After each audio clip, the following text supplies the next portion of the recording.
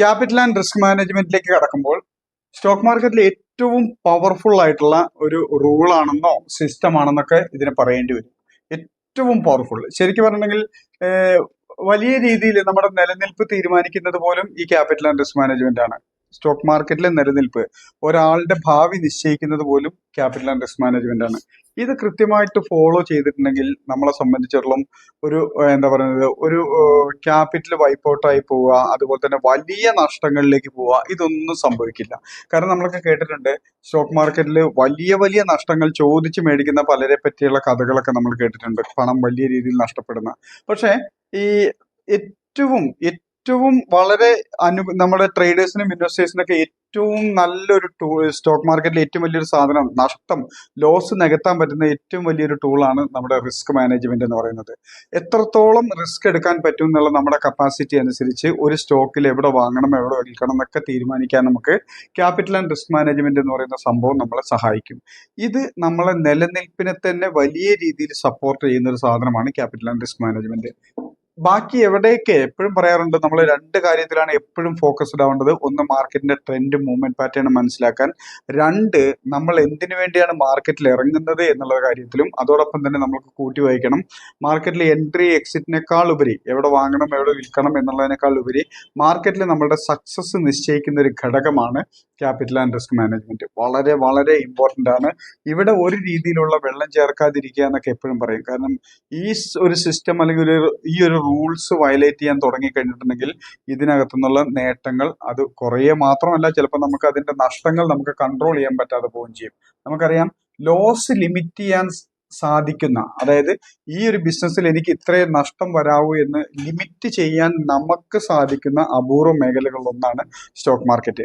ഇപ്പോൾ ഒരു എൻട്രി എടുത്തു കഴിഞ്ഞാൽ അതിപ്പോൾ ഏത് സെഗ്മെന്റിലാവട്ടെ, ഇൻട്രാഡേക്കാവട്ടെ, ഇൻവെസ്റ്റ്മെന്റിനാവട്ടെ, ഷോർട്ട് ടൈം ട്രേഡിങ്ങിനാവട്ടെ, ഏതൊരു സെഗ്മെന്റിലാണെങ്കിലും ഒരു എൻട്രി എടുത്തു കഴിഞ്ഞിട്ടുണ്ടെങ്കിൽ ആ എൻട്രിക്ക് ഇത്ര ലോസ് എന്ന് നമ്മൾ നിശ്ചയിച്ചു കഴിഞ്ഞിട്ടുണ്ടെങ്കിൽ ആ ലോസ് ലിമിറ്റ് ചെയ്യാൻ നമ്മളെ അനുവദിക്കുന്ന, നമ്മളുടെ ആ ഡിസിഷൻ എടുക്കാൻ സഹായിക്കുന്ന, അല്ലെങ്കിൽ നമ്മളെ ലോസ് നിയന്ത്രിക്കാൻ നമ്മളെ സഹായിക്കുന്ന അപൂർവ മേഖലകളിൽ ഒന്നാണ് സ്റ്റോക്ക് മാർക്കറ്റ്. അപ്പോൾ എപ്പോഴും പറയുന്ന പോലെ തന്നെ വലിയ നഷ്ടങ്ങളുടെ കഥ ഇവിടെ ആരെങ്കിലൊക്കെ പറയുന്നുണ്ടെങ്കിൽ അതിന്റെ അർത്ഥം, ഇവിടെ എന്ന് പറഞ്ഞാൽ സ്റ്റോക്ക് മാർക്കറ്റിൽ ആരെങ്കിലൊക്കെ പറയുന്നുണ്ടെങ്കിൽ അതിന്റെ അർത്ഥം വലിയ നഷ്ടങ്ങൾ വരാൻ അദ്ദേഹം അനുവദിച്ചിട്ടല്ലാതെ, അല്ലെങ്കിൽ ആ വ്യക്തി അനുവദിച്ചിട്ടില്ലാതെ ഒരിക്കലും വലിയ നഷ്ടങ്ങളുടെ കഥ പറയേണ്ടി വരില്ല എന്നുള്ളതാണ്. അപ്പോൾ ക്യാപിറ്റൽ ആൻഡ് റിസ്ക് മാനേജ്മെന്റ് എന്ന് പറയുന്നത് വളരെ ഇമ്പോർട്ടൻ്റ് ആയിട്ടുള്ള സിസ്റ്റമാറ്റിക് ആയിട്ട് ഡിസിപ്ലിനോട് കൂടി ഫോളോ ചെയ്യേണ്ട ഒരു സാധനമാണ് ക്യാപിറ്റൽ ആൻഡ് റിസ്ക് മാനേജ്മെന്റ്. നിങ്ങൾ എന്തുമാത്രം ക്യാപിറ്റൽ ആൻഡ് റിസ്ക് മാനേജ്മെന്റിനെ റെസ്പെക്ട് ചെയ്ത് അതിനനുസരിക്കുന്നു, അത്രമാത്രം നിങ്ങളുടെ മുമ്പിൽ സാധ്യതകളുണ്ട്. ഇപ്പോൾ സ്റ്റോക്ക് മാർക്കറ്റിനെ സംബന്ധിച്ചുള്ള നമ്മൾ കേട്ടിട്ടുള്ള ഒരു പ്രധാനപ്പെട്ട കാര്യങ്ങളിലൊന്നാണ് അൺലിമിറ്റഡ് വെൽത്ത് ക്രിയേറ്റ് ചെയ്യാൻ പറ്റുന്ന ഒരു സ്ഥലമാണ് സ്റ്റോക്ക് മാർക്കറ്റ്. അത് നമ്മുടെ മുമ്പിൽ ഒത്തിരി ആളുകൾ നമ്മളത് തെളിയിച്ച് കാണിച്ചിട്ടുണ്ട്. വലിയ രീതിയിൽ പണം സമ്പാദിക്കാൻ പറ്റുന്ന ഒരു മേഖലയാണ് സ്റ്റോക്ക് മാർക്കറ്റ് എന്നുള്ളത്, സമ്പത്ത് വർദ്ധിപ്പിക്കാൻ സഹായിക്കുന്ന ഒരു മേഖലയാണ് സ്റ്റോക്ക് മാർക്കറ്റ് എന്നുള്ളത് ഒരുപാട് ആളുകൾ നമുക്ക് തെളിയിച്ച് കാണിച്ചു തന്നിരിക്കുന്നതാണ്. ആ ഒരു നേട്ടം, അതായത് വലിയ രീതിയിൽ വെൽത്ത് ബിൽഡ് ചെയ്യണമെങ്കിൽ അല്ലെങ്കിൽ സമ്പത്ത് ഉണ്ടാക്കണമെങ്കിൽ അതിന് ഏറ്റവും അത്യാവശ്യമായിട്ട് വേണ്ടതെന്നാണ് ക്യാപിറ്റൽ ആൻഡ് റിസ്ക് മാനേജ്മെന്റ് എന്ന് പറയുന്ന ഈ ഒരു ഭാഗം. ഇത് കൃത്യമായിട്ട് പഠിച്ച്, ഇത് നമ്മളുടെ ഓരോരുത്തരുടെയും സാഹചര്യങ്ങൾ അനുസരിച്ച്, ക്യാപിറ്റൽ അനുസരിച്ച്, റിസ്ക് എടുക്കാനുള്ള നമ്മുടെ മൈൻഡ് സെറ്റും കപ്പാസിറ്റി അനുസരിച്ച് ഇതിനെ കൃത്യമായിട്ട് നമ്മൾ ഓരോരുത്തർക്കും അനുയോജ്യമായിട്ടുള്ള രീതിയിൽ ഡിസൈൻ ചെയ്യണം. എന്തുകൊണ്ടാണ് ഈ ഓരോരുത്തർക്കും അനുയോജ്യമായിട്ടുള്ള രീതിയിൽ ഡിസൈൻ ചെയ്യണം എന്ന് പറയാൻ കാരണം, ഒരേ മെത്തേഡ് പഠിക്കുന്ന, ഒരേ സ്ട്രാറ്റജി പഠിക്കുന്ന, ഒരേ രീതിയിലുള്ള മാർക്കറ്റിനെ അപ്രോച്ച് ചെയ്യുന്ന എല്ലാവരും ഒരേ അളവിലുള്ള ക്യാപിറ്റൽ അല്ല ഉപയോഗിക്കുന്നത്. അതുപോലെ തന്നെ മാർക്കറ്റിൽ ഓരോ എൻട്രിക്കും ലാഭസാധ്യതയും നഷ്ടസാധ്യതയും ഉണ്ട് നമുക്കറിയാം. ഈ ലാഭവും നഷ്ടവും നമുക്ക് എത്രത്തോളം നഷ്ടം എത്രത്തോളം നമുക്ക് ഓക്കെ ആണെന്നുള്ളതിന്റെ നമ്മളുടെ ഡിസിഷനും ഈ ക്യാപിറ്റൽ ആൻഡ് റിസ്ക് മാനേജ്മെന്റിന്റെ ഭാഗമായിട്ട് വരുന്നുണ്ട്. അപ്പോൾ ഓരോ വ്യക്തികളും വ്യത്യസ്തമായിട്ടുള്ള അളവിൽ ക്യാപിറ്റൽ ഉപയോഗിക്കുന്നു, അതുപോലെ തന്നെ വ്യത്യസ്തമായിട്ടുള്ള രീതിയിൽ റിസ്ക് എടുക്കാൻ സാധിക്കുന്നവരാണ്. അപ്പോൾ അതുകൊണ്ട് തന്നെ ക്യാപിറ്റൽ ആൻഡ് റിസ്ക് മാനേജ്മെന്റ് ഓരോ വ്യക്തികൾക്കും അവനവന്റെ ക്യാപിറ്റൽ അനുസരിച്ച്, അവനവന്റെ റിസ്ക് എടുക്കാനുള്ള കപ്പാസിറ്റി അനുസരിച്ച്, അവനവന്റെ കാഴ്ചപ്പാടനുസരിച്ച്, അതനുസരിച്ച് വേണം ഇത് ഡിസൈൻ ചെയ്യാനായിട്ട്. ഇത് പ്യുവർലി നമ്മൾ ഇൻഡിവിജ്വൽ, നമ്മുടെ ഓരോരുത്തരെയും അനുസരിച്ച് വ്യത്യാസപ്പെട്ടിരിക്കുന്നു. ഒരാളുടെ ക്യാപിറ്റൽ ആൻഡ് റിസ്ക് മാനേജ്മെന്റ് മറ്റൊരാൾക്ക് ഒരിക്കലും സൂട്ടബിൾ ആവില്ല. കാരണം ഒരു വ്യക്തി മാർക്കറ്റിൽ ഇറങ്ങുന്നത് എന്തിനു വേണ്ടിയാണെന്നുള്ളത് വളരെ ഇമ്പോർട്ടൻ്റ് ആണ്. അത് നമ്മളെ സംബന്ധിച്ചിടത്തോളം ഒരു വെൽത്ത് ബിൽഡ് ചെയ്യാൻ വേണ്ടിയിട്ട് മാത്രമാണോ, അതോ ഒരു ഇമ്മീഡിയറ്റ് ഇൻകം ജനറേറ്റ് ചെയ്യാൻ വേണ്ടിയിട്ട് നോക്കുന്നതാണോ, അതോ നേരത്തെ പറഞ്ഞ ഒരു പാസീവ് ഇൻകത്തിന് വേണ്ടിയിട്ടാണോ ഇറങ്ങുന്നതൊക്കെ ഘടകത്തിനെ എല്ലാം ആശ്രയിച്ചിരിക്കും capital and risk management designing. അതുകൊണ്ട് തന്നെ ഇത് ഓരോരുത്തരും അവനവന്റെ അനുയോജ്യമായിട്ടുള്ള രീതിയിൽ ഈ ക്യാപിറ്റലിനെയും റിസ്കിനെയും ഡിസൈൻ ചെയ്യാൻ എന്നുള്ളതാണ് ആദ്യത്തെ സ്റ്റെപ്പായിട്ട് ചെയ്യേണ്ടത്.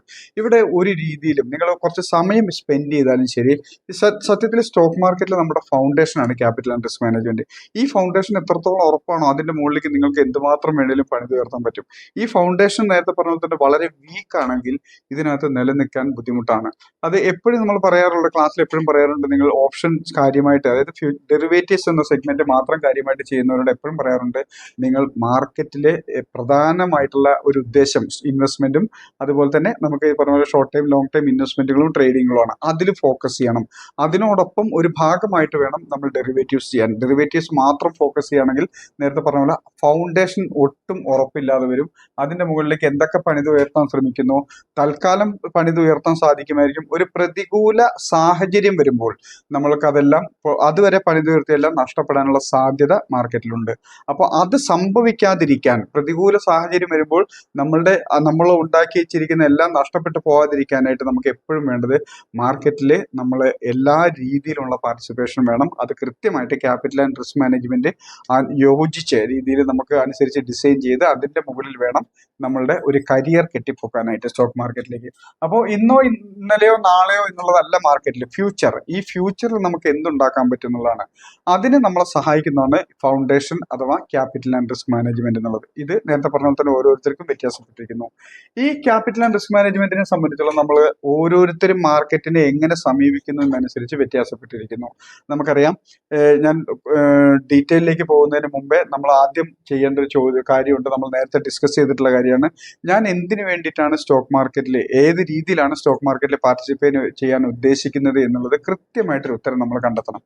അതായത് എനിക്ക് സ്റ്റോക്ക് മാർക്കറ്റിൽ നിന്ന് ഒരു ആക്റ്റീവ് ഇൻകം മാത്രമാണ് ഉദ്ദേശിക്കുന്നതെങ്കിൽ അതിനനുസരിച്ചുള്ള ട്രേഡിംഗ് സെറ്റപ്പുകളെ ചെയ്യാവുള്ളൂ. അത് നമ്മൾ പഠിച്ചിട്ടുണ്ട്. ആക്റ്റീവ് ഇൻകം മാത്രമാണ്, അതായത് ഞാൻ ഒരു വരുമാന മാർഗത്തിന് വേണ്ടിയിട്ട് ആണ് ജോലി ചെയ്യാൻ ഉദ്ദേശിക്കുന്നതെങ്കിൽ, അത് നമ്മളെ സംബന്ധിച്ചിടത്തോളം ആക്റ്റീവ് ഇൻകം ആണ് ഉദ്ദേശിക്കുന്നതെങ്കിൽ നമ്മൾ ട്രേഡിങ്ങിൽ ഫോക്കസ് ചെയ്യണം. അത് ഇൻട്രാഡേ ആവണം, അതുപോലെ തന്നെ swing trading, short time trading ഒക്കെ ഫോക്കസ് ചെയ്യണം. ആക്റ്റീവ് ഇൻകവും പാസീവ് ഇൻകവുമാണ് എനിക്ക് വേണ്ടത്. അതായത് ഒരു വരുമാനവും വേണം, അതുപോലെ തന്നെ ഫ്യൂച്ചറും കൂടെ ഞാൻ നോക്കുന്നുണ്ടെങ്കിൽ നമ്മളെ സംബന്ധിച്ചിടത്തോളം എനിക്ക് ട്രേഡിങ്ങിലും ഇൻവെസ്റ്റ്മെന്റിലും ഞാൻ എപ്പോഴും ഫോക്കസ് ചെയ്യണം. ആക്റ്റീവ് ഇൻകം എന്ന് പറഞ്ഞാൽ നമുക്കറിയാം, നമ്മൾ മാർക്കറ്റിന് മുമ്പിൽ എത്ര സമയം ഇരിക്കുന്നോ അത്രയും സമയം മാത്രമേ നമുക്ക് അതിനകത്ത് നിന്ന് ഒരു ഇൻകം ജനറേറ്റ് ചെയ്യാൻ പറ്റുള്ളൂ. പക്ഷേ ആക്റ്റീവ് ഇൻകം പാസീവ് ഇൻകം കൂടെ നോക്കുന്ന ഒരു പ്രൊഫഷണൽ ആയിട്ടാണ് മാറാൻ ഉദ്ദേശിക്കുന്നതെങ്കിൽ നമ്മളെ സംബന്ധിച്ചോളം എല്ലാ സെഗ്മെന്റിലും, ഇൻട്രാഡേയിലും സ്വിംഗ് ട്രേഡിംഗ് അഥവാ ഷോർട്ട് ടൈം ട്രേഡിംഗിലും ഇൻവെസ്റ്റ്മെന്റിലും നമ്മുടെ പാർട്ടിസിപ്പേഷൻ വേണം. ഉണ്ടെങ്കിൽ മാത്രമേ നമുക്കൊരു ആക്റ്റീവ് ഇൻകവും പാസീവ് ഇൻകവും ഉണ്ടാകാൻ പറ്റുള്ളൂ.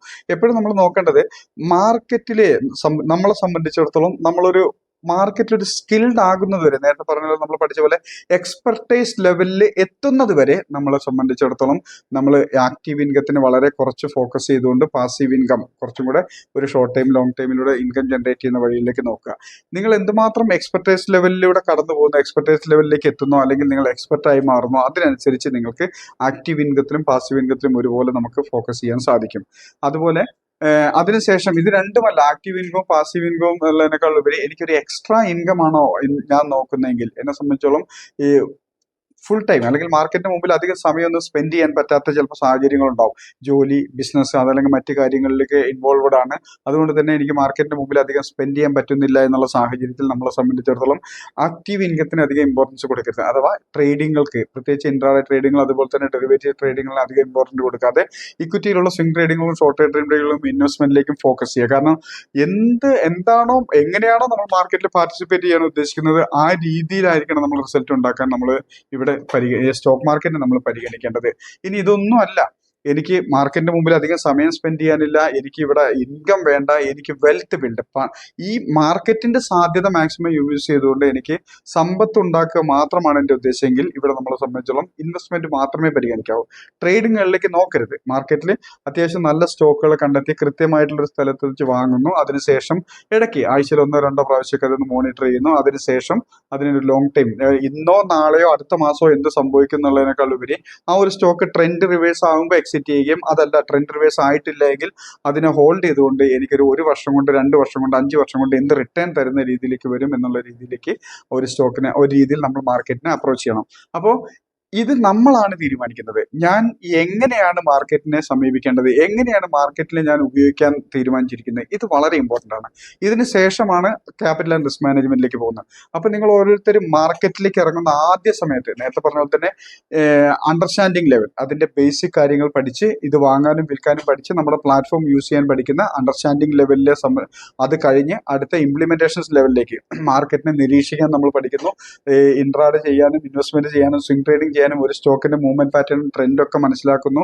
പല പ്രാവശ്യം നമ്മൾ പ്രാക്ടീസ് ചെയ്തുകൊണ്ട് സ്റ്റോക്കുകൾ വാങ്ങി വിറ്റും പ്രാക്ടീസ് ചെയ്തുകൊണ്ട് അതിന്റെ ഗ്രോത്ത് മനസ്സിലാക്കാനും അത് കൃത്യമായിട്ട് എങ്ങനെ മാർക്കറ്റിനെ നമ്മൾ കൈകാര്യം ചെയ്യണം, സ്റ്റോക്കുകൾ എങ്ങനെ കൈകാര്യം ചെയ്യണം, ഇൻഡെക്സിനെ എങ്ങനെ കൈകാര്യം ചെയ്യണം എന്നൊക്കെ നമുക്കൊരു എക്സ്പീരിയൻസ് വന്ന്, അതായത് തഴക്കവും പഴക്കവും വന്ന് എന്ന് പറയുന്ന പോലെ തന്നെ കുറച്ച് കാലം നമ്മൾ മാർക്കറ്റിന്റെ മുമ്പിൽ ഇരുന്ന് മാർക്കറ്റിനെ പറ്റി വ്യക്തമായിട്ട് മനസ്സിലാക്കിയതിന് ശേഷം നമ്മൾ എക്സ്പെർട്ടൈസ് ലെവലിലേക്ക് കടക്കുമ്പോൾ അപ്പോഴാണ് നമ്മൾ ഡിസൈൻ ചെയ്യേണ്ടത് എന്താണ് മാർക്കറ്റിൽ നിന്നും ഞാൻ ഉദ്ദേശിക്കുന്നത്, ഞാൻ ലക്ഷ്യമിടുന്നത്.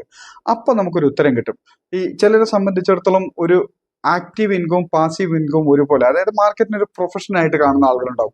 അപ്പൊ ശ്രദ്ധിക്കേണ്ടത്, എനിക്ക് മറ്റ് ഉത്തരവാദിത്തങ്ങളോ മറ്റ് ആക്ടിവിറ്റീസുകളോ ഇല്ലാതിരിക്കുന്ന സമയത്ത് മാത്രമേ ഞാൻ ഇതിനെ ഒരു പ്രൊഫഷനായിട്ട് കാണാൻ പറ്റൂ. അതായത് ഏതൊരാളാണെങ്കിലും ശരി, മറ്റു ഉത്തരവാദിത്തങ്ങൾ, ജോലി ആയിരിക്കാം, ബിസിനസ് ആയിരിക്കാം, അല്ലെങ്കിൽ സാമൂഹികമായിട്ടുള്ള ഉത്തരവാദിത്തങ്ങളായിരിക്കാം. ചില നമ്മളൊക്കെ അറിയാം, നമ്മൾ പല കമ്മിറ്റികളിലും അതുപോലെ തന്നെ പല സംഘടനകളിലൊക്കെ അംഗമായിട്ടുള്ള ആൾക്കാരും ഭാരവാഹികളായിട്ടുള്ള ആൾക്കാരൊക്കെ ഉണ്ടാവും. അപ്പൊ അവരെ സംബന്ധിച്ചോളം അത്തരം ഉത്തരവാദിത്തങ്ങൾ ഉള്ളത് കൊണ്ട് തന്നെ ഇതൊരു വലിയ രീതിയിൽ ആക്റ്റീവ് ഇൻകം ആയിട്ട് ഇതിനെ കണക്കാക്കാൻ പറ്റില്ല. കാരണം പല രീതിയിലേക്ക് നമുക്ക് മാറേണ്ടി വരും, സമയം കുറെ ചെലവഴിക്കേണ്ടി വരും. അപ്പോൾ ഒരു തൊഴിലായിട്ട് ഏറ്റെടുക്കാൻ പറ്റുന്ന ആളുകൾ വേണം ഇതിനൊരു എന്താ പറയുക, ഒരു മേജർ ഇൻകം ആയിട്ട് കണക്കാക്കിയിട്ടുന്ന രീതിയിലേക്ക്, അതല്ലെങ്കിൽ ഒരു ആക്റ്റീവ് ഇൻകം ആയിട്ട് കണക്കാക്കുന്ന രീതിയിൽ, ഒരു പ്രൊഫഷനായിട്ട് കണക്കാക്കുന്ന രീതിയിലേക്ക് വരാവുള്ളൂ. അതായത് ഒരു തൊഴിലായിട്ട് ഇതിന്റെ മുമ്പിൽ സമയവും സ്പെൻഡ് ചെയ്യാൻ പറ്റുന്ന ആളുകളാണ് ഈ ഒരു ലെവലിലേക്ക് വരേണ്ടത്. ഇനി മറ്റെല്ലാ രീതിയോടൊപ്പം തന്നെ ഒരു പാസീവ് ഇൻകം എന്നുള്ള രീതിയിലും അതോടൊപ്പം തന്നെ ഒരു എക്സ്ട്രാ ഇൻകം എന്നുള്ള രീതിയിലേക്കാണ് മാർക്കറ്റിന് വരുന്നത്. നേരത്തെ പറഞ്ഞ ജോലിയുണ്ട്, ബിസിനസ് ഉണ്ട്, അല്ലെങ്കിൽ മറ്റ് ഭാരവാഹിത്വങ്ങൾ അല്ലെങ്കിൽ ഉത്തരവാദിത്തങ്ങളുണ്ട്, മറ്റു കാര്യങ്ങളിലേക്ക് ശ്രദ്ധ വരുത്തണം എന്നുണ്ടെങ്കിൽ നിങ്ങളെ സംബന്ധിച്ചിടത്തോളം ഇൻട്രാഡേക്ക് അധികം പ്രയോറിറ്റി കൊടുക്കാതെ, ഈ ഡെറിവേറ്റീവ്സിന് അധികം പ്രയോറിറ്റി കൊടുക്കാതെ സ്വിംഗ് ട്രേഡിങ്ങിലൂടെയും ഷോർട്ട് ടൈം ട്രേഡിങ്ങിലൂടെയും ഇൻവെസ്റ്റ്മെന്റിലൂടെയും മാത്രം നമുക്ക് ഒരു എക്സ്ട്രാ ഇൻകം ജനറേറ്റ് ചെയ്യുന്ന രീതിയിലേക്ക് മാത്രമേ മാർക്കറ്റിൽ സമീപിക്കാവൂ. ഇനി അതൊന്നും അല്ലാതെ നേരത്തെ പറഞ്ഞ പോലെ തന്നെ ഇതൊന്നും എനിക്ക് പറ്റില്ല, എനിക്ക് അധികം സമയമൊന്നും സ്പെൻഡ് ചെയ്യാനില്ല, എനിക്ക് അത്യാവശ്യം ഫണ്ടുണ്ട്, ഈ ഫണ്ട് ഒരു കുറച്ച് കാലത്തിന് ശേഷം, ഒരു 2 വർഷം 5 വർഷം 10 വർഷം ഒരു 20 വർഷത്തിന് ശേഷം വലിയ രീതിയിൽ വളർത്തണം എന്നുള്ള ആഗ്രഹം മാത്രമേ ഉള്ളെങ്കിൽ വേറെ ഒന്നും നോക്കരുത്, ഇൻവെസ്റ്റ്മെന്റ് മാത്രം, പ്യുവർ ഇൻവെസ്റ്റ്മെന്റ് മാത്രം പരിഗണിക്കുക. അപ്പോൾ നമ്മൾ ഓരോരുത്തരും സ്വയം ചോദിക്കുക, എന്തിനു വേണ്ടിയാണ്, ഏത് രീതിയിലാണ് മാർക്കറ്റിനെ ഞാൻ പാർട്ടിസിപ്പേറ്റ് ചെയ്യാനുള്ളത്, ഞാൻ എങ്ങനെയാണ് ഉപയോഗിക്കാൻ തീരുമാനിച്ചിരിക്കുന്നത് എന്നുള്ളത് കൃത്യമായിട്ട് ഡിസൈൻ ചെയ്യാം. അതിനുശേഷമാണ് ക്യാപിറ്റൽ ആൻഡ് റിസ്ക് മാനേജ്മെന്റിലേക്ക് കടക്കേണ്ടത്. നമ്മൾ നേരത്തെ പഠിച്ചിട്ടുണ്ട്, നമ്മളെ സംബന്ധിച്ചിടത്തോളം തുടക്കത്തിൽ എക്സ്പെർട്ട് ലെവലിലേക്ക് എത്തുന്നത് വരെ ചെറിയ ക്യാപിറ്റൽ ഉപയോഗിച്ച് അവിടെ നിന്നുള്ള വരുമാനമല്ല പ്രതീക്ഷിക്കേണ്ടത്. മാർക്കറ്റിന് എനിക്ക് മനസ്സിലാകുന്നുണ്ട്, എവിടെ എൻട്രി എടുക്കണം, എന്റെ ക്യാപിറ്റലും റിസ്ക്കും എനിക്ക് നന്നായിട്ട് അറിയാം, എവിടെ വാങ്ങണം എവിടെ വിൽക്കണം, അതായത് എന്റെ ക്യാപിറ്റൽ അനുസരിച്ച് റിസ്ക് എടുക്കാനുള്ള കപ്പാസിറ്റി അനുസരിച്ച് എവിടെ വാങ്ങണം എവിടെ വിൽക്കണം എന്നൊക്കെ എനിക്ക് കൃത്യമായിട്ട് മനസ്സിലായി എന്ന് അത് പല പ്രാവശ്യം ആവർത്തിച്ച് എന്റെ സ്കില്ല് വളർത്തിയെടുക്കുന്നുണ്ട്. അതായത് ഞാൻ 100 എൻട്രി എടുത്തിട്ടുണ്ടെങ്കിൽ അതിലൊരു 70% പ്രോഫിറ്റിൽ നിലനിർത്താൻ പറ്റുന്നുണ്ടെന്നും ബാക്കി ഒരു 30-35% ലോസിലാണെങ്കിൽ പോലും ആ ലോസിനെ ലിമിറ്റ് ചെയ്യാൻ എനിക്ക് പറ്റുന്നുണ്ട് എന്നും ഉറപ്പ് വരുത്തുന്നത് വരെയാണ് നമുക്ക് നേരത്തെ പറഞ്ഞ പോലെ തന്നെ ഇംപ്ലിമെന്റേഷൻ ലെവൽ കഴിഞ്ഞ് എക്സ്പെർട്ടൈസ് ലെവലിലേക്ക് എത്തുന്നത്.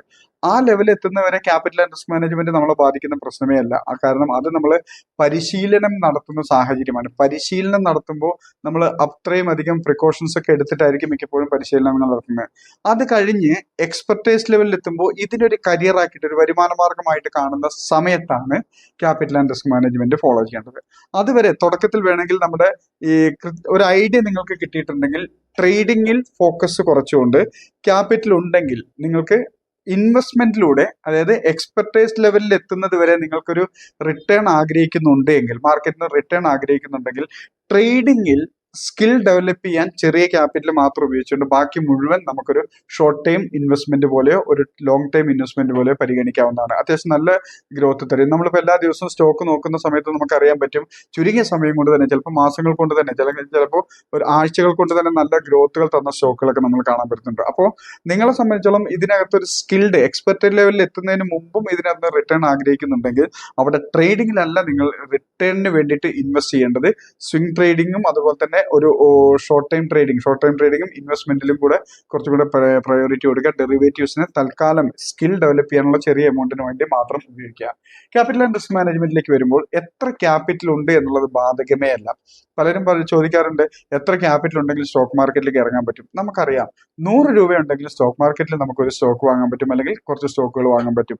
ആയിരക്കണക്കിന് കോടി രൂപയുണ്ടെങ്കിലും സ്റ്റോക്ക് മാർക്കറ്റ് മതി. എത്ര എമൗണ്ട് ചെറുതോ വലുതോ എന്നുള്ളതോടെ മാറ്ററേ അല്ല. എന്റെ കയ്യിൽ എത്ര എമൗണ്ട് ഉണ്ട്, അത് ഞാൻ എന്ത് കാര്യത്തിനാണ് ഞാൻ മാർക്കറ്റിലേക്ക് ഇറങ്ങിയിരിക്കുന്നത്, അതിനെങ്ങനെ ഡിസൈൻ ചെയ്യണം എന്ന് മാത്രം. അത് ഓരോരുത്തർക്കും വ്യത്യാസപ്പെട്ടിരിക്കുന്നു. അപ്പൊ നമ്മളെ സംബന്ധിച്ചോളം ഈ ക്യാപിറ്റൽ ആൻഡ് റിസ്ക് മാനേജ്മെന്റിനെ സംബന്ധിച്ചോളം നമ്മൾ നോക്കുന്നത് പ്രൊഫഷണൽ ആയിട്ട് മാർക്കറ്റിൽ ഇറങ്ങുന്നവര്, എക്സ്ട്രാ ഇൻകത്തിന് വേണ്ടിയിട്ടല്ല, മാർക്കറ്റിനെ ഒരു കരിയറാക്കി മാറ്റാൻ ആഗ്രഹിക്കുന്നവർ, ഇപ്പോഴോ നാളെയോ കരിയറാക്കി മാറ്റാൻ ആഗ്രഹിക്കുന്നവരെ സംബന്ധിച്ചിടത്തോളം എപ്പോഴും ശ്രദ്ധിക്കുക, മാക്സിമം ഒരു 25% മാത്രമേ, അതായത് ടോട്ടൽ ക്യാപിറ്റലിന്റെ മൊത്തത്തിലുള്ള ക്യാപിറ്റലിന്റെ ഒരു 25% മാത്രമേ ഇൻട്രാഡേക്ക് ഉപയോഗിക്കാവൂ. ഇൻട്രാഡേ അത് ഇക്വിറ്റി ആവാം, അതുപോലെ തന്നെ ഡെറിവേറ്റീവ് സെഗ്മെന്റിലാവാം. ഡെറിവേറ്റീവ് എന്നൊക്കെ നമുക്ക് അറിയാവുന്ന വാക്കുകളാണ്. അപ്പോൾ ഡെറിവേറ്റീവ് സെഗ്മെന്റിലാകാം. നമ്മൾ 25% മാത്രമേ പരമാവധി ഉപയോഗിക്കാവൂ. ഇത് മാക്സിമം ലിമിറ്റ് ആണ്.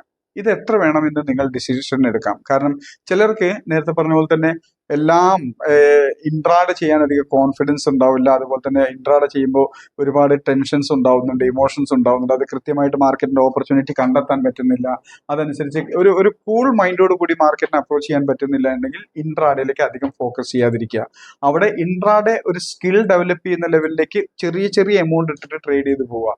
അപ്പൊ മാക്സിമം 25%, എത്ര എക്സ്പെക്ടഡ് ലെവലിലേക്ക് വന്നാലും ശരി, മാക്സിമം 25% മാത്രമേ ഇൻട്രാഡേക്കായിട്ട് യൂസ് ചെയ്യാവുള്ളൂ.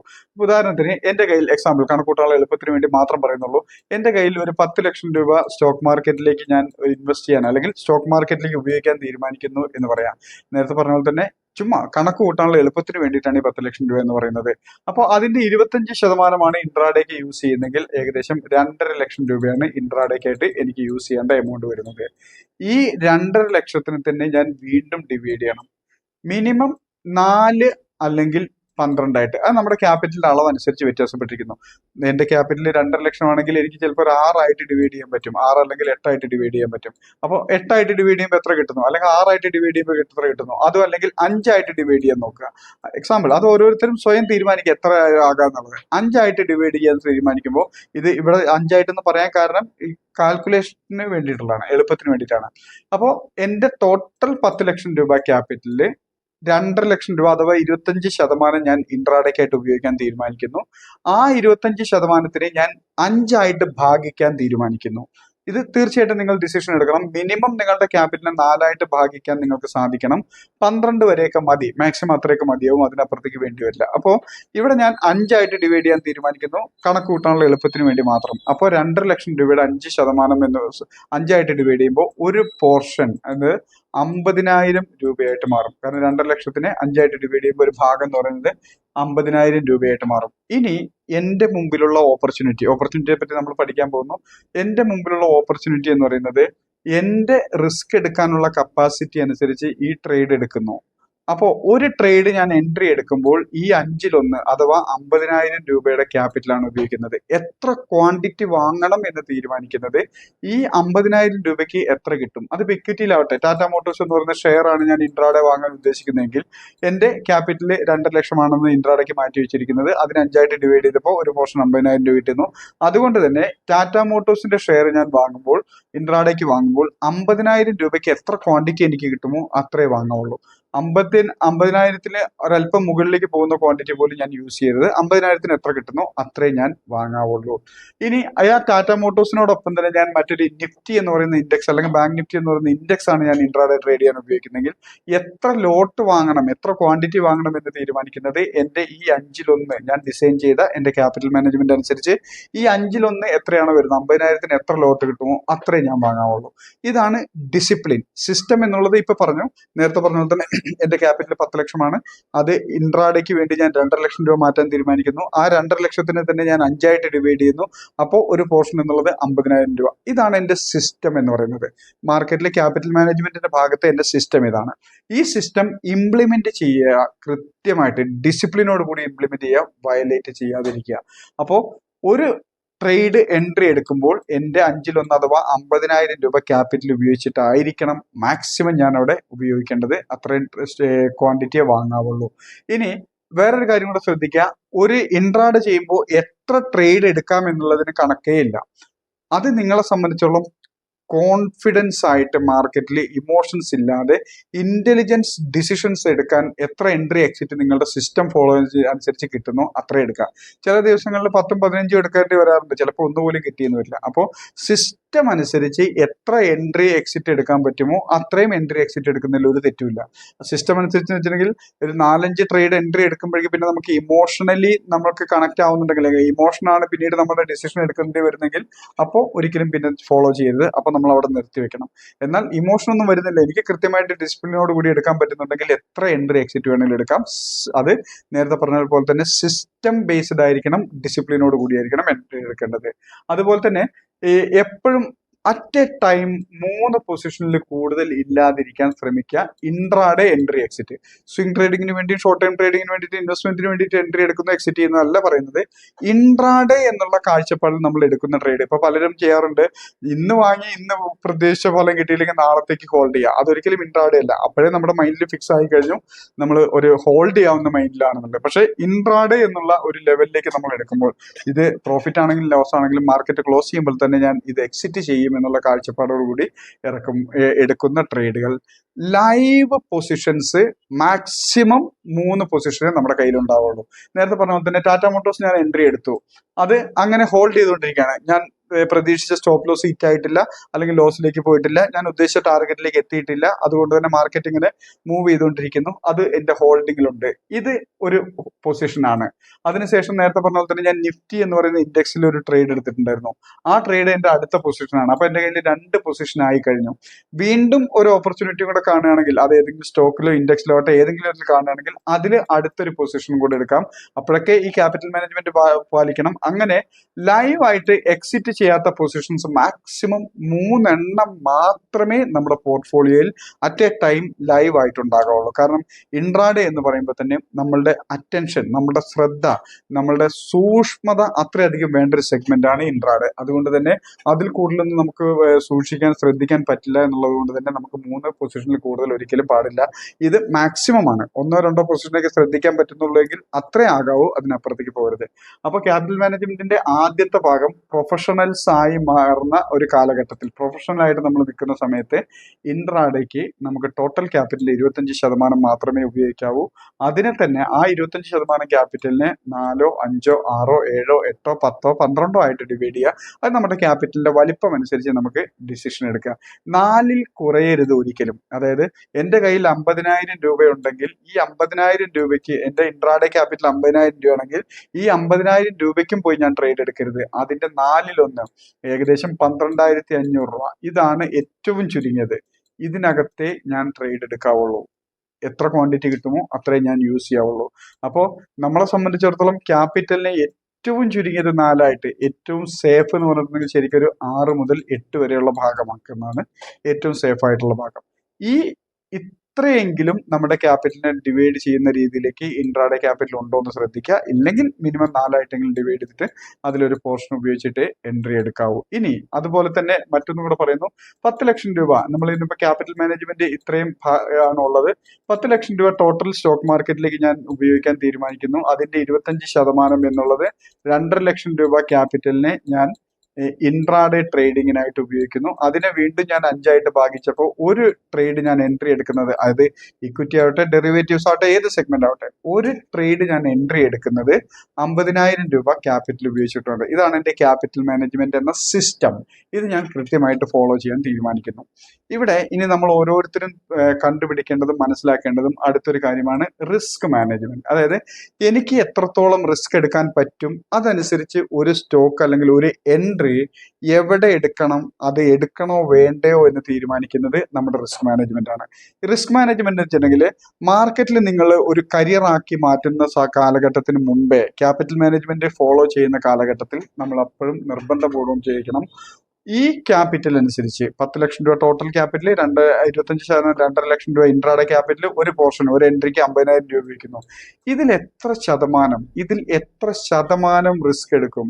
ആരുടെയോ സ്ക്രീൻ പോക്കറ്റിൽ കിടന്ന് മൊബൈലൊക്കെ സ്ക്രീനിൽ വരെ വീഴിക്കുന്നുണ്ട്, ഒന്ന് ശ്രദ്ധിക്കണേ.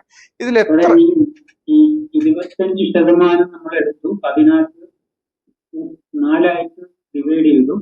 അതിൽ 1% പോർഷൻ മാത്രം ഉപയോഗിക്കാവൂ, ബാക്കി 3 പോർഷൻ അവിടെ ഇട്ടേക്കണം. അങ്ങനെയല്ല, ഒരു എൻട്രി എടുക്കുന്നത് ആ ഒരു പോർഷൻ ഉപയോഗിച്ചിട്ടായിരിക്കണം.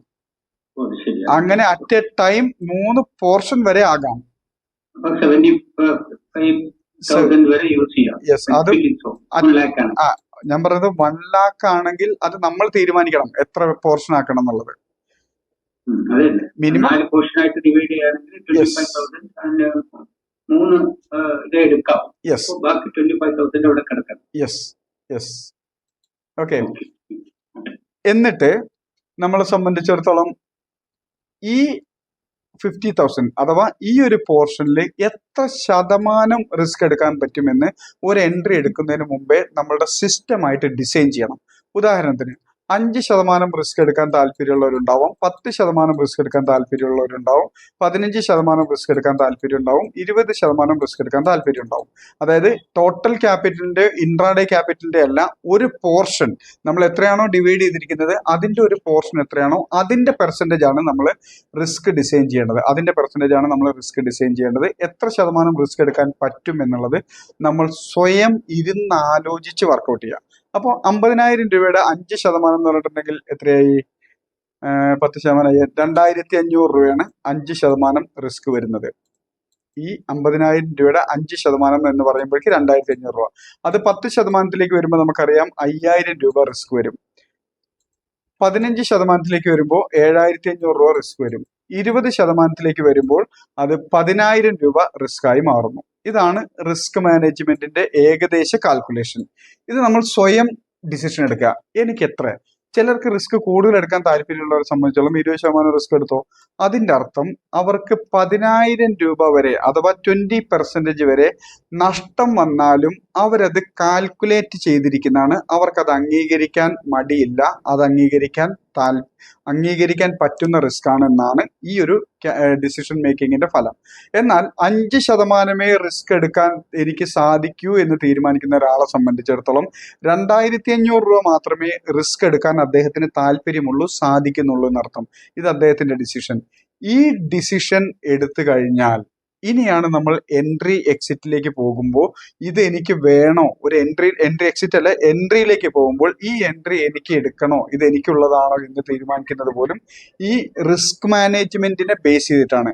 ഇവിടെ ശ്രദ്ധിക്കുക, ഈ റിസ്ക് എടുക്കാനുള്ള ഡിസിഷൻ നമ്മൾ എടുത്തു കഴിഞ്ഞാൽ അത് 5% ആവട്ടെ, 10% ആവട്ടെ, എത്രയാവട്ടെ. ഇപ്പൊ എക്സാമ്പിൾ ഞാൻ കണക്ക് കൂട്ടാനുള്ള എളുപ്പത്തിന് വേണ്ടിയിട്ട് വീണ്ടും ഈ ഒരു 10% എന്നുള്ള എക്സാമ്പിളിലേക്ക് വരുന്നു.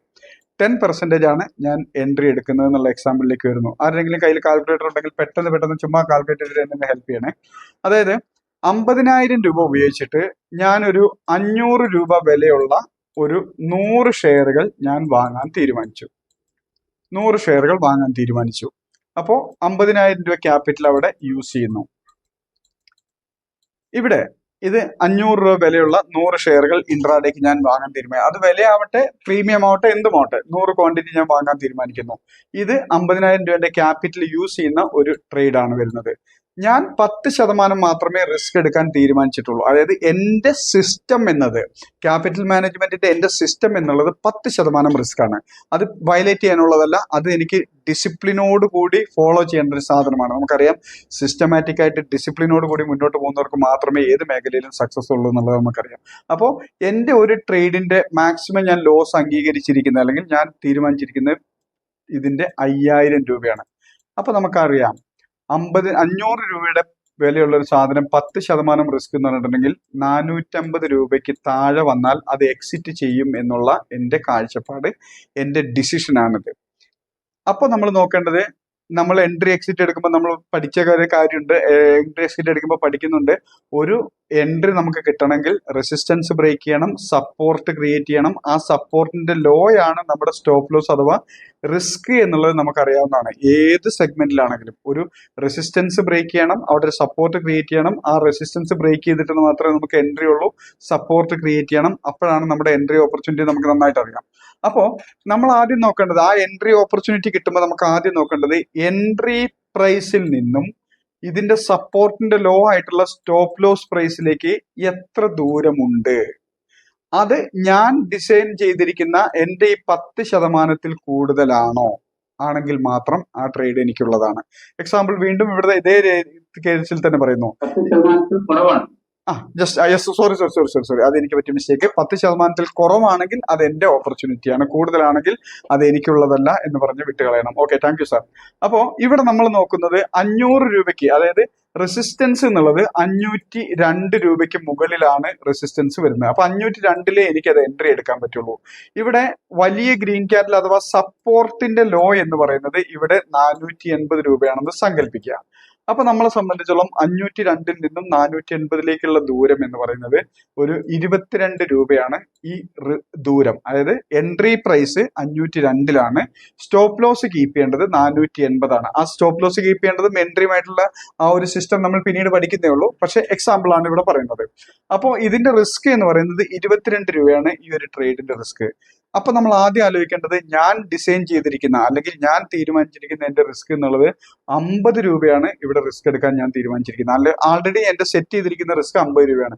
ഇവിടെ നോക്കുമ്പോൾ 22 രൂപയെ റിസ്ക് ഉള്ളൂ. ഇത് എനിക്കുള്ള ഓപ്പർച്യൂണിറ്റിയാണ്, ഞാൻ അവിടെ ബൈ ചെയ്യാം. ഇതാണ് നമ്മളുടെ ക്യാപിറ്റൽ മാനേജ്മെന്റിന്റെ റിസ്ക് മാനേജ്മെന്റിന്റെ ഭാഗമായിട്ട് വരുമ്പോൾ ശ്രദ്ധിക്കേണ്ട ഒരു കേസ്.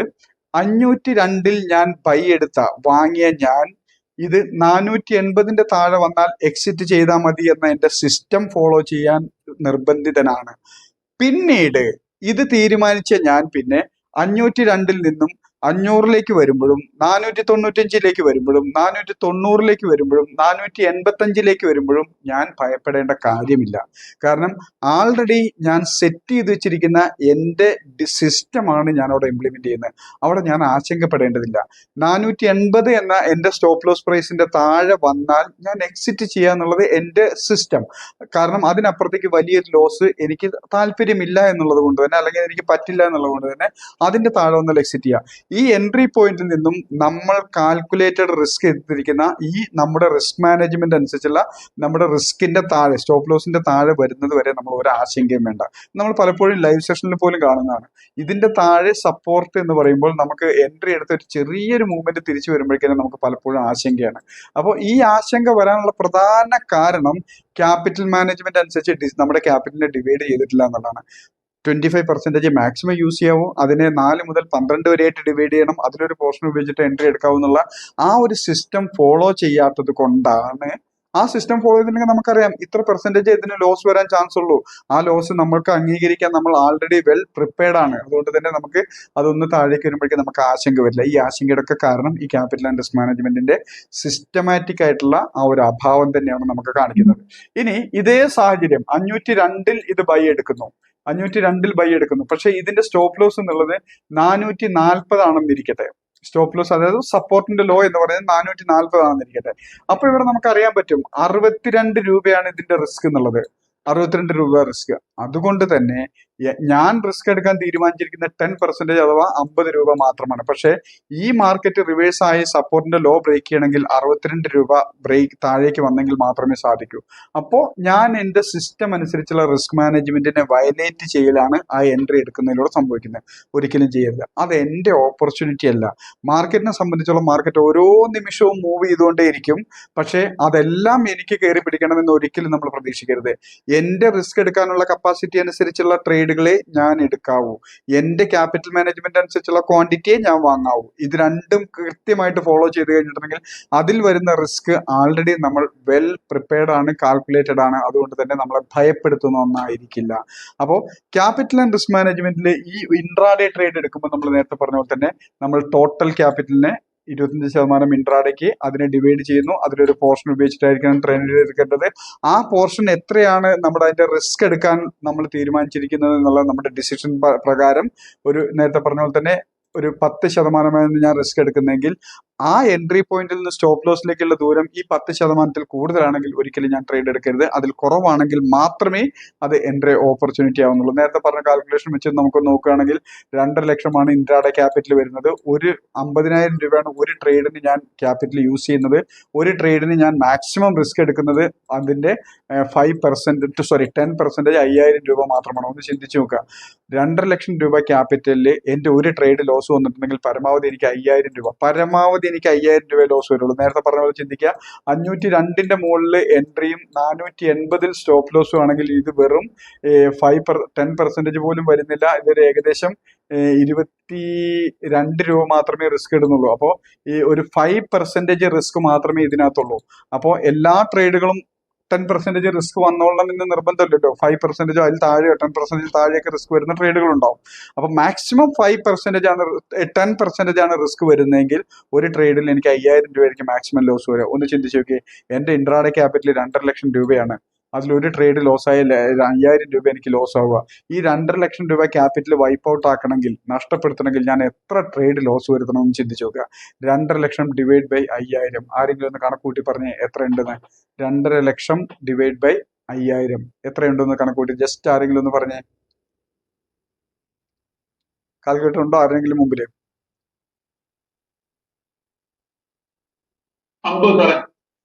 50 ട്രേഡ്, അതായത് കണ്ടിന്യൂസ് ആയിട്ട് 50 ട്രേഡ് ലോസ് മാത്രം വരുത്തിയാൽ ഇൻട്രാഡേ ക്യാപിറ്റൽ വാഷ് ഔട്ട് ആയി പോകും. അത്രയും കഴിവുള്ള ആരെങ്കിലും ഒക്കെ ഇവിടെ ഇരിപ്പുണ്ടോ? ചാൻസ് കുറവാണ്. അപ്പോ ഇതിപ്പോ ഈ ക്യാപിറ്റൽ ചിന്തിച്ചു നോക്കുക. എന്റെ ക്യാപിറ്റൽ 50,000 രൂപയാണെന്ന് ചിന്തിക്കുക, ടോട്ടൽ ക്യാപിറ്റൽ. അതിന് ഞാൻ നേരത്തെ പറഞ്ഞ പോലെ തന്നെ 5 ആയിട്ട് ഡിവൈഡ് ചെയ്യുന്നു ചിന്തിക്കുക. അതിന് ഞാൻ 10% ഡിവൈഡ് ചെയ്ത് ക്യാപിറ്റൽ റിസ്ക് എടുക്കാൻ തീരുമാനിക്കുന്നുള്ളൂ നോക്കുക.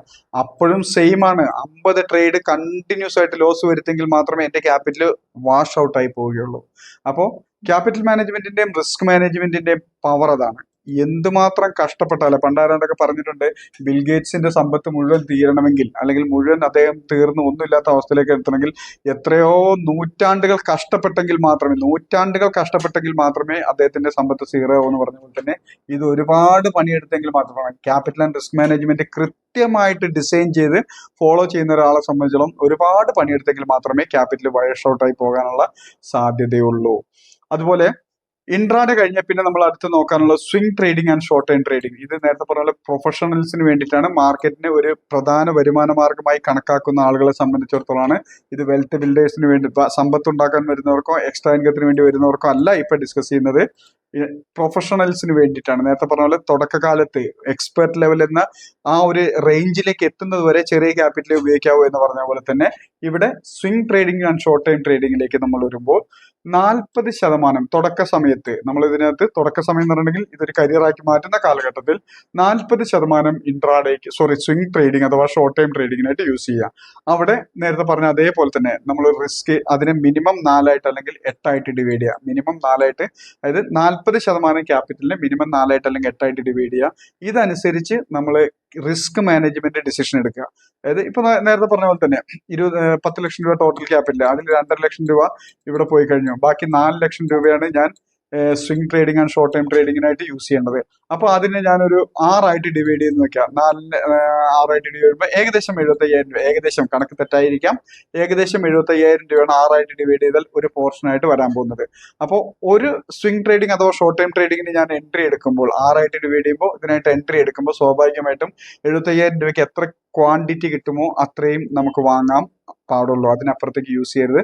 അവിടെ നമ്മളൊരു ഡിസിഷൻ എടുക്കണം. ഇതിലൊരു 2% അല്ലെങ്കിൽ 3% അല്ലെങ്കിൽ 8% അല്ലെങ്കിൽ 10% ഞാൻ റിസ്ക് എടുക്കുന്നുള്ളൂ എന്നുള്ള ഡിസിഷൻ എടുക്കണം. ആ റിസ്ക് തീരുമാനിച്ചിരിക്കുന്നതിനേക്കാൾ കൂടുതലാണ് നമ്മുടെ എൻട്രി പോയിന്റിൽ നിന്ന് സ്റ്റോപ്പ് ലോസിലേക്കുള്ള ദൂരമെങ്കിൽ ഈ ഓപ്പർച്യൂണിറ്റി എനിക്കുള്ളതല്ല എന്ന് മനസ്സിലാക്കുക. അതായത് 25% ഇൻട്രാഡേ കഴിഞ്ഞാൽ ബാക്കി 40% സ്വിംഗ് ട്രേഡിംഗ് അഥവാ ഷോർട്ട് ടൈം ട്രേഡിങ്ങിനായിട്ട് ഉപയോഗിക്കുക. അതിനെ 4, 5, 6, 7, 8 ആയിട്ട് ഡിവൈഡ് ചെയ്തിട്ട് അതിലൊരു പോർഷൻ ഉപയോഗിച്ചിട്ട് ഒരു ട്രേഡ് എൻട്രി എടുക്കാവുള്ളൂ. അതുപോലെ തന്നെ അതിനൊരു റിസ്ക് നമ്മൾ ഡിസൈൻ ചെയ്യുന്നു. എത്ര ശതമാനമാണെന്നുള്ള ഓരോരുത്തരുടെയും ഇഷ്ടത്തിനേക്കാൾ ഉപരി ഓരോരുത്തരുടെയും റിസ്ക് എടുക്കാനുള്ള കാഴ്ചപ്പാട്, അവരുടെ മൈൻഡ് സെറ്റ് അനുസരിച്ച് വേണം ഡിസിഷൻ എടുക്കാനായിട്ട്. അതുപോലെ തന്നെ ബാക്കി 35% ഇൻവെസ്റ്റ്മെന്റ് എന്ന് വെച്ചിട്ടുണ്ടെങ്കിൽ നമ്മളെ സംബന്ധിച്ചോളം ഒരു വർഷത്തേക്കെങ്കിലും എമർജൻസി ഇല്ലാത്ത അല്ലെങ്കിൽ അത്യാവശ്യമില്ലാത്ത ഫണ്ട് മാത്രമേ അതിനകത്തേക്ക് യൂസ് ചെയ്യാവുള്ളൂ. അതായത് ഒരു വർഷത്തേക്ക് എനിക്ക് അത്യാവശ്യം വരില്ല എന്നുള്ള കരുതുന്ന ഫണ്ട് മാത്രമേ അതിനകത്തേക്ക് ഉപയോഗിക്കാവുള്ളൂ. അപ്പോൾ ആ ഒരു ഫണ്ട് 35% ആയിട്ട് മാറ്റുക. അതിന് മിനിമം 6 കമ്പനികളിലെങ്കിലും നമ്മുടെ പോർട്ട്ഫോളിയോയിൽ ഉണ്ടാകണം. അവിടെയും റിസ്ക് മാനേജ്മെന്റ് ബാധകമാണ്. കാരണം സ്റ്റോക്ക് മാർക്കറ്റിലേക്ക് നിങ്ങൾ ഏത് സെഗ്മെന്റിലേക്ക്, ഇൻട്രാഡേ ആവട്ടെ, സ്കാൽപ്പിംഗ് ആവട്ടെ, സ്വിംഗ് ട്രേഡിംഗ് ആവട്ടെ, ഷോർട്ട് ടൈം ട്രേഡിംഗ് ആവട്ടെ, ഇൻവെസ്റ്റ്മെന്റ് ആവട്ടെ, ഏത് സെഗ്മെന്റിലേക്ക് ഇറങ്ങുകയാണെങ്കിലും ശരി, അവിടെ റിസ്ക് മാനേജ്മെന്റ് എന്നുള്ളത് മാൻഡേറ്ററി ആണ്. നമ്മളൊരു വാഹനവുമായിട്ട് പുറത്തിറങ്ങുന്നുണ്ടെങ്കിൽ ബ്രേക്കുള്ള വാഹനവുമായിട്ട് ഇറങ്ങാൻ ശ്രമിക്കുക. എത്രമാത്രം നിങ്ങൾക്ക് സ്പീഡിൽ പോകണമോ അല്ലെങ്കിൽ എന്തുമാത്രം ദൂരത്തേക്ക് സഞ്ചരിക്കണോ അത്രയും ബ്രേക്ക് പെർഫെക്റ്റ് ആയിരിക്കണം എന്ന് പറഞ്ഞ പോലെ തന്നെ മാർക്കറ്റിൽ നിങ്ങൾ എന്ത് ആഗ്രഹിക്കുന്നു, റിട്ടേൺ എന്തുമാത്രം ആഗ്രഹിക്കുന്നു, അതനുസരിച്ച് നിങ്ങളുടെ റിസ്ക് മാനേജ്മെന്റ് വളരെ ഇമ്പോർട്ടൻ്റ് ആണ്, പവർഫുൾ ആണ്, സിസ്റ്റമാണ്. അത് ഡിസിപ്ലിനോട് കൂടി ഫോളോ ചെയ്യണം. അപ്പോൾ 35% ഇൻവെസ്റ്റ്മെന്റിലേക്ക് മാറ്റുമ്പോൾ അതിൽ മിനിമം 6 കമ്പനികളെങ്കിലും നമ്മുടെ പോർട്ട്ഫോളിയോയിൽ ഉണ്ട് എന്ന് ഉറപ്പുവരുത്തണം. മിനിമം 6 കമ്പനികളെങ്കിലും നമ്മുടെ പോർട്ട്ഫോളിയോയിൽ ഉണ്ട് എന്ന് ഉറപ്പുവരുത്തണം. കാരണം 1, 2, 3 സ്റ്റോക്കുകൾ മാർക്കറ്റിൽ വലിയ ഉദ്ദേശിച്ച റിസൾട്ട് തന്നില്ലെങ്കിൽ പോലും അടുത്ത 3-4 സ്റ്റോക്കുകൾക്ക് നമുക്ക് റിട്ടേൺ ഉണ്ടാക്കുകയും അങ്ങനെ നമ്മുടെ പോർട്ട്ഫോളിയോ ബാലൻസ് ചെയ്ത് നിൽക്കാൻ സാധിക്കുകയും വേണം. മാക്സിമം 15 കമ്പനികളെ ഒരാളുടെ പോർട്ട്ഫോളിയോയിൽ നല്ലത്. അതല്ലെങ്കിൽ നമുക്ക് അത്രയധികം സമയം സ്പെൻഡ് ചെയ്യാനുണ്ടെങ്കിൽ അതിൽ കൂടുതലാകും.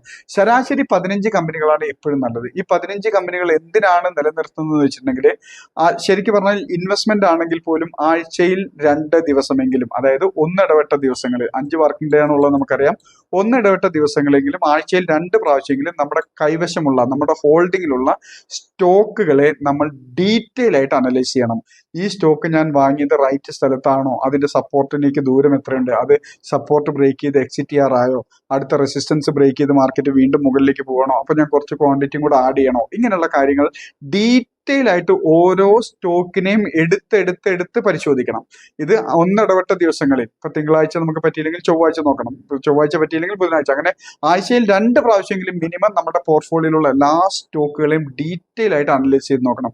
ഇതിപ്പോൾ ഹോൾഡ് ചെയ്യണോ, എക്സിറ്റ് ചെയ്യണോ, ആഡ് ചെയ്യണോ, ക്വാണ്ടിറ്റി കുറയ്ക്കണോ, ഇങ്ങനെയുള്ള ഡിസിഷൻ എടുക്കേണ്ടത്. അതിന് പോർട്ട്ഫോളിയോ ട്രീറ്റ് ചെയ്യാന്നൊക്കെ പറയും, പരിപാലിക്കുക എന്നൊക്കെ പറയും. ആ പരിപാലനം എന്തുമാത്രം നമ്മൾ കെയർഫുൾ ആയിട്ട് ചെയ്യുന്നു അത്രമാത്രം ഗ്രോത്ത് നമുക്ക് ഇൻവെസ്റ്റ്മെന്റിൽ ഉണ്ടാക്കാൻ പറ്റും. അപ്പോൾ 35% ഇൻവെസ്റ്റ്മെന്റിലേക്ക് മാറ്റുന്നു. അതിനെ 6 മുതൽ 15 വരെയുള്ള കമ്പനികളിലേക്ക് ഡിവൈഡ് ചെയ്തിട്ട് എൻട്രി എടുക്കണം.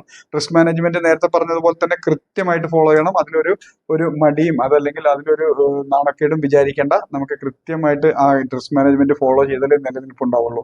ഇനി കുറച്ച് കാലഘട്ടത്തിന് ശേഷം എക്സ്പെർട്ടൈസ് ലെവലിലൂടെ പോയിക്കൊണ്ടിരിക്കുന്ന സമയത്ത് നമ്മളെ സംബന്ധിച്ചോളം ഇൻട്രാഡേയിൽ നിന്ന് കിട്ടുന്ന പ്രോഫിറ്റുകൾ നമ്മൾ ഇൻവെസ്റ്റ്മെന്റിലേക്ക് മാറ്റിക്കൊണ്ടിരിക്കണം. നമ്മുടെ ആവശ്യങ്ങൾ കഴിഞ്ഞ് ബാക്കിയുള്ള എല്ലാം ഇൻവെസ്റ്റ്മെന്റിലേക്ക് മാറ്റണം. സ്വിംഗ് ട്രേഡിംഗ് അഥവാ ഷോർട്ട് ടൈം ട്രേഡിംഗിലേക്ക് നിന്ന് കിട്ടുന്ന വരുമാനം അത് നമ്മുടെ അത്യാവശ്യങ്ങൾ കഴിഞ്ഞ് മറ്റ് ഇൻവെസ്റ്റ്മെന്റുകളും കാര്യങ്ങളൊക്കെ കഴിഞ്ഞ് പിന്നീട് ബാക്കിയുള്ള എമൗണ്ടുകൾ സ്റ്റോക്കിലേക്കുള്ള ലോങ് ടൈം ഇൻവെസ്റ്റ്മെന്റിലേക്ക് മാറ്റണം. കുറച്ച് കഴിയുമ്പോഴേക്ക്, ഒരു സ്റ്റേജ് കഴിയുമ്പോഴേക്ക് പിന്നെ നമ്മളെ സംബന്ധിച്ചോളം ഇത് വളരെ വലിയ രീതിയിലേക്ക് വളരും. അപ്പോഴും ഇതിനെ വലിയ രീതിയിലേക്ക് വളർത്താതിരിക്കുക. ടോട്ടൽ പോർട്ട്ഫോളിയോയുടെ ഒരു നിശ്ചിത എമൗണ്ടിന്റെ അപ്പുറത്തേക്ക് ഈ ഇൻട്രാഡേയും അതുപോലെ തന്നെ സ്വിംഗ് ട്രേഡിംഗ് പിന്നെയും കുഴപ്പമില്ല, ഇൻട്രാഡേ ഒരു പരിധിക്ക് അപ്പുറത്തേക്ക് വളർത്താതിരിക്കുക.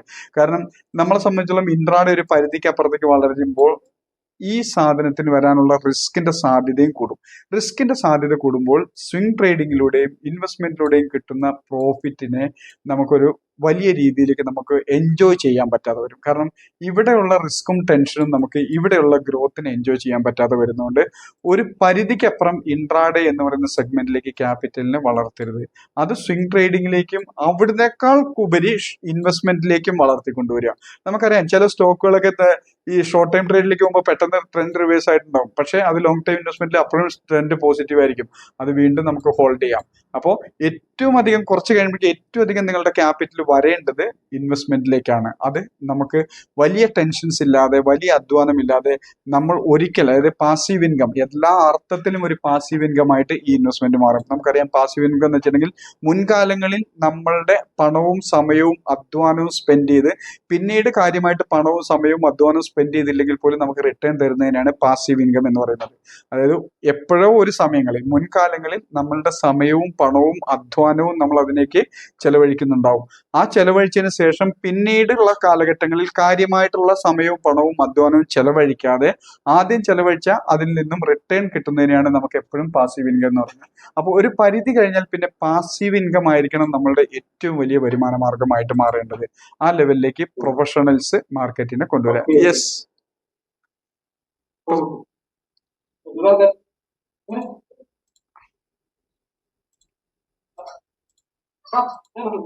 ഓക്കെ. പിന്നെ എക്സ്ട്രാ ഇൻകത്തിന് വേണ്ടി മറ്റൊരു ജോലിയോ ബിസിനസ്സോ ഉണ്ട്, അതല്ലെങ്കിൽ മറ്റ് ആക്ടിവിറ്റീസ് ഉണ്ട്, മാർക്കറ്റിൽ അധിക സമയം സ്പെൻഡ് ചെയ്യാൻ പറ്റുന്നില്ല, പക്ഷേ എനിക്ക് മാർക്കറ്റിന്റെ ആ ഒരു ഗ്രോത്ത് എനിക്ക് വേണം എന്നുള്ള ആൾക്കാർക്ക്, ഒരു എക്സ്ട്രാ ഇൻകം മാർക്കറ്റിൽ നിന്ന് ഉണ്ടാക്കണം എന്നുള്ള ആൾക്കാർക്ക് വേണ്ടിയിട്ട് അവരെ സംബന്ധിച്ചിടത്തോളം നേരത്തെ പറഞ്ഞത് റിസ്ക് മാനേജ്മെന്റ് നമ്മൾ ഈ ഭാഗത്ത് പറഞ്ഞത് ഇനി അങ്ങോട്ട് റിപ്പീറ്റ് ചെയ്യേണ്ട ആവശ്യമില്ല.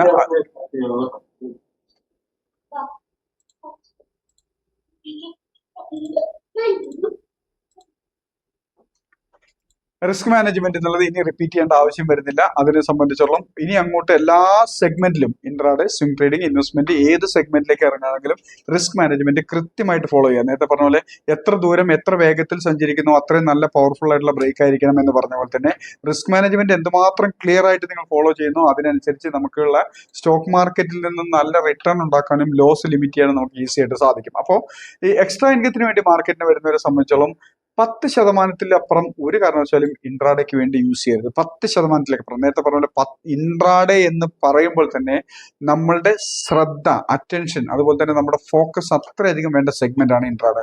അപ്പൊ എക്സ്ട്രാ ഇൻകത്തിന് വേണ്ടി മറ്റ് ആക്ടിവിറ്റീസ് ഒക്കെ ഉള്ള ഒരാളെ സംബന്ധിച്ചോളം അത്രയും ഫോക്കസ് മാർക്കറ്റിൽ ഉണ്ടാവില്ല, ചെയ്യാൻ പറ്റില്ല. അപ്പൊ അവരെ സംബന്ധിച്ചോളം 10%-ൽ ഇൻട്രാഡേക്ക് യൂസ് ചെയ്യരുത്. അത് 3-4 ആയിട്ട് ഡിവൈഡ് ചെയ്ത് അതിലൊരു പോർഷൻ മാത്രമേ എടുക്കാവൂ. ഇൻട്രാഡേ ചെയ്യുന്നവർ ഈ എക്സ്ട്രാ ഇൻകത്തിന് വേണ്ടി മാർക്കറ്റിൽ വരുന്നവർ അറ്റ് എ ടൈം 2 പൊസിഷനിലപ്പുറം കൈവശം ഹോൾഡിംഗിൽ ഇല്ലാതിരിക്കാൻ ശ്രമിക്കുക. അതുപോലെ 30% സ്വിംഗ് ട്രേഡിംഗ് അഥവാ ഷോർട്ട് ടൈം ട്രേഡിങ്ങിന് വേണ്ടി മാറ്റി വെക്കുന്നു. അതിന് 3, 4, 5, 6 ആയിട്ട് ഡിവൈഡ് ചെയ്യുന്നു. അതിലൊരു പോർഷൻ ഉപയോഗിച്ചിട്ടായിരിക്കണം ഒരു എൻട്രി എടുക്കേണ്ടത്. ബാക്കി 60% ഇൻട്രാഡേക്ക് മാറ്റി വെക്കണം, ഇൻവെസ്റ്റ്മെന്റിലേക്ക് മാറ്റി വെക്കണം 60%. ഈ 60%-ന് നേരത്തെ പറഞ്ഞ പോലെ തന്നെ മിനിമം 6 കമ്പനികളിലായിരിക്കണം, മാക്സിമം 10 കമ്പനികളിലേ ഉണ്ടാവും. ഫുൾ ടൈം ഒരു പ്രൊഫഷന് വേണ്ടി മാർക്കറ്റിന് ഇറങ്ങുന്നവരെ സംബന്ധിച്ചിടത്തോളം 15 കമ്പനികളിലേക്ക് ആവും. കാരണം അവർക്ക് നോക്കാൻ മാർക്കറ്റിന് അനലൈസ് ചെയ്യാനൊക്കെ സമയമുണ്ടാവും. പക്ഷേ എക്സ്ട്രാ ഇൻകത്തിന് വേണ്ടി മാർക്കറ്റിന് വരുന്നവരെ സംബന്ധിച്ചിടത്തോളം അവർക്ക് അധികം ആഴ്ചയിൽ 2 ദിവസം വലിയ ടൈം ഒന്നും സ്പെൻഡ് ചെയ്യാണ്ടാവില്ല. അപ്പോൾ ഒത്തിരി ഷെയറുകൾ, ഒത്തിരി കമ്പനികൾ കൈവശം ഉണ്ടെങ്കിൽ ഇതിനൊക്കെ ഡീപ്പായിട്ട് അനലൈസ് ചെയ്യാൻ, ഡീറ്റെയിൽ ആയിട്ട് അനലൈസ് ചെയ്യാൻ ചിലപ്പോൾ സാധിച്ചൊന്നും വരില്ല. അത് ഒഴിവാക്കാനായിട്ട് ഏറ്റവും മാക്സിമം ഒരു 10 കമ്പനികളിലേക്കുള്ള ഇൻവെസ്റ്റ്മെന്റ് ചുരുക്കുക. അതായത് അത്രയും കമ്പനികളെ ആകാവുന്ന രീതിയിലേക്ക് പോവാം. അപ്പോൾ ഇങ്ങനെ ഇപ്പൊ നമ്മൾ കണ്ടിടത്തോളം സിസ്റ്റമാറ്റിക് ആയിട്ട് ഡിസിപ്ലിനോട് കൂടി capital and risk management follow ചെയ്ത് കഴിഞ്ഞിട്ടുണ്ടെങ്കിൽ മാർക്കറ്റിൽ നിന്നും നമുക്ക് റിസ്ക് ലിമിറ്റ് ചെയ്തുകൊണ്ട്, നഷ്ടസാധ്യത കുറച്ചുകൊണ്ട് മാക്സിമം പ്രോഫിറ്റ് ഏൺ ചെയ്യാൻ നമുക്ക് സാധിക്കും. പക്ഷെ ഇവിടെ നേരത്തെ പറഞ്ഞ പോലെ തന്നെ സിസ്റ്റമാറ്റിക് ആയിട്ട് ഡിസിപ്ലിനോടുള്ള ഒരു അപ്രോച്ചാണ് എവിടെയും സക്സസ് ആക്കുന്ന പറഞ്ഞ സ്റ്റോക്ക് മാർക്കറ്റിനെ സംബന്ധിച്ചിടത്തോളം സിസ്റ്റം, ക്യാപിറ്റൽ ആൻഡ് റിസ്ക് മാനേജ്മെന്റിന്റെ സിസ്റ്റമാണ് സ്റ്റോക്ക് മാർക്കറ്റിലെ ഫൗണ്ടേഷൻ. ആ സിസ്റ്റം എന്തുമാത്രം സ്ട്രോങ് ആണോ അത്രത്തോളം നിങ്ങൾക്ക് അതിന്റെ മുകളിലേക്ക് പണിയെടുക്കാൻ പറ്റും. അപ്പോൾ ഇത് കൃത്യമായിട്ട് ഫോളോ ചെയ്യുക, അതനുസരിച്ച് മുന്നോട്ട് പോവാം.